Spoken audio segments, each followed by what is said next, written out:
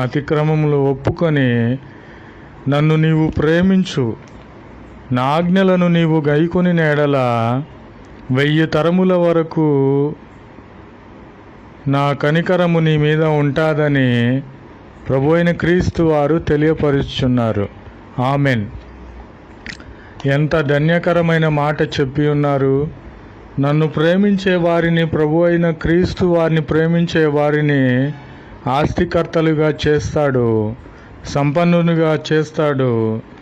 ఆయన ప్రేమించి ఆయన ఆజ్ఞలను గైకొనిన ఎడల, వాటిని జరిగించిన ఎడల 1000 తరముల వరకు ఆయన కనికరమును ఆశీర్వాదమును వారి మీద ఉంచి ఉన్నాడు.